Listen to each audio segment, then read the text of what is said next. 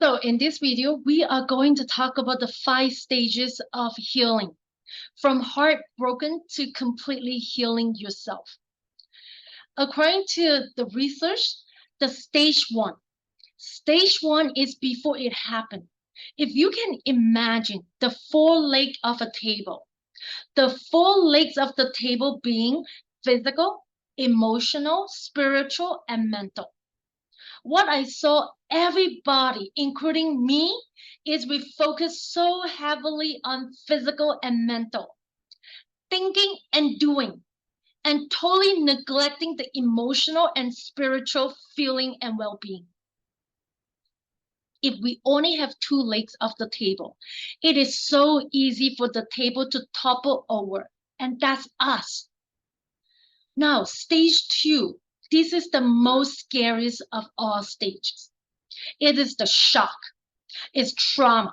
It is the discovery day. This is the breakdown of the body, of the mind, and the worldview. Here is where you just receive the news that have forever changed your life. It is like the person take off their mask and reveal who they really are. You absolutely shock, and you ignite your stress response. You are now headed to every stress-related symptoms, illness, condition, disease. Your mind in this stage are complete chaos and overwhelmed. You cannot wrap your mind around about what just happened and what you just have learned. This makes no sense. Your worldview had been shattered, and your worldview is your mental model, the rule that govern you, that prevent the chaos. What is right, what is not right. Trust this person, don't go here. These are the rule. In that shattering moment, the rule that you have been held to be real and to be true is no longer there. You're falling down, and the new bottom hasn't even been formed yet. This is the most terrifying stage. Think about this. If the bottom were to bottom out on you, what would you do?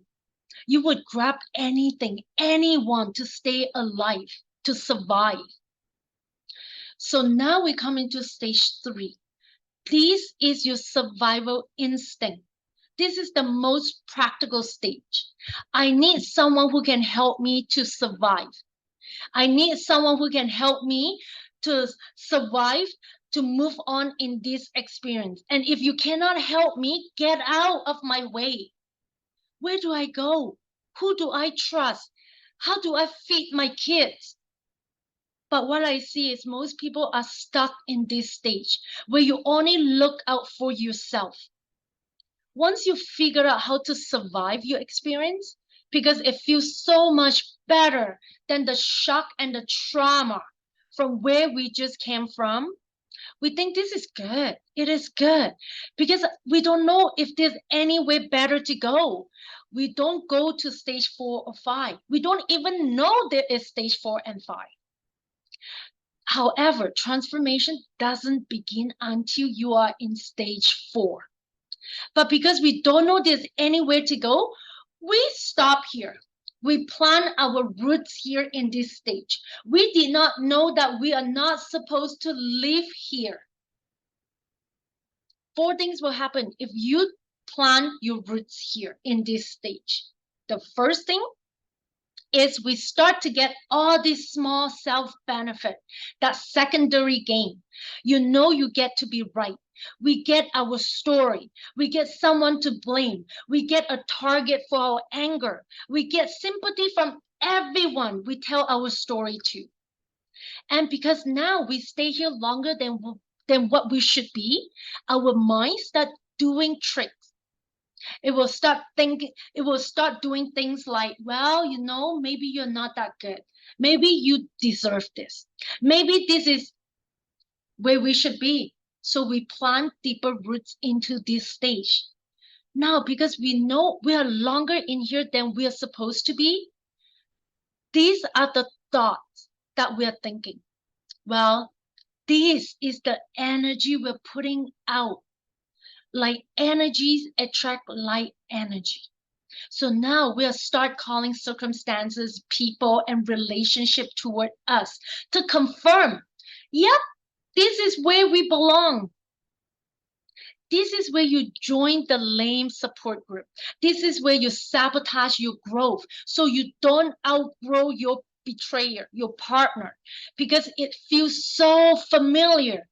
It feels so bad, but yet we don't know anywhere to go and we don't know any better. And it feels good to feel bad because we did not know any better. Right here in this stage, we start to see a lot of people start numbing, avoiding, and distracting. We start using food, drugs, alcohol, TV, work to keep us busy. We do anything to numb ourselves, to avoid and distract ourselves from what is so painful to feel or to face. So think about it. We do it for a day, a week, a month, and now a year.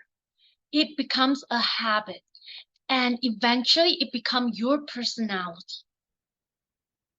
Now, when I saw someone 20 years later and asked them, the overeating you had, the shopping addictions that you have, that drinking, that numbing in front of the TV, do you think it had to do with your betrayal? They would look at me as like, what are you talking about? They would say, that happened 20 years ago. All they did was putting themselves in stage 3 and stayed there and plant their roots there. If you are willing to let go of the small self-benefit, you can really move to stage 4. Now, a lot of people say, how do I move from stage 3 to stage 4? How? This is where you have access to new information that truly wake you up, that ignite the fire in you. Stage 4 is finding and adjusting to a new normal.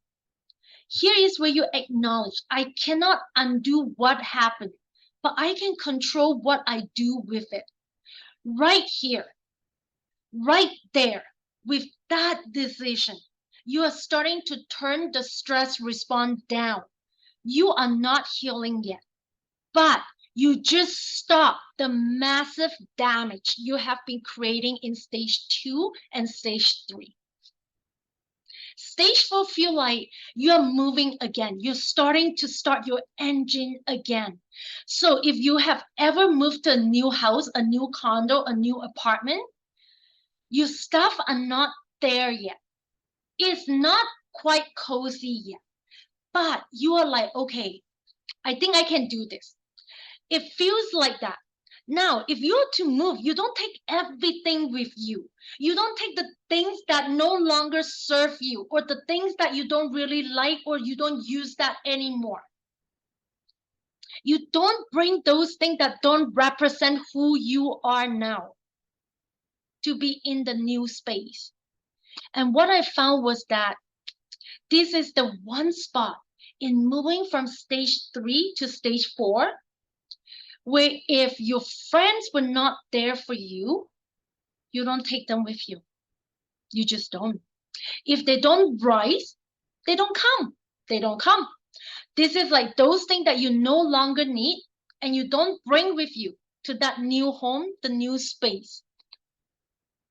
You are now intentionally and deliberately deciding who and what deserve to be with you in these new evolutions of you. When you are in this new space, you make it cozy. You make it mentally home. Then you move to the 5th stage, the most beautiful stage. Now, the 5th stage is where healing, rebirth, and a whole new worldview is. The body starts to heal. This is where we have self-love, self-care, eating well, sleeping well, exercise. they start coming to you. The mind is healing. You're making new rules, making new boundary based on the road you just traveled. And you just have a new worldview based on what you see so clearly now. And now the four legs of the table. In the beginning, it was just all about physical and mentally. But by this point, we are solidly grounded because we are focused on our emotions and our spiritual. Those are the 5 stages. Here is where you will see a new level of health, new relationship with the person who hurt you in a different way or with someone totally new. You're ready for that. We see new passions for new projects. You did not have access to this when you were in stage 2 and 3. But now you do. Healing and rebuilding is always a choice. Betrayal will show you who someone truly is. And it also has the opportunity to wake them up to who they temporarily became. Now, in my next video, I am going to talk to you about the 3 groups, according to the research, who do not heal. And check out the next video and see if you belong to these 3 groups. I'll see you then.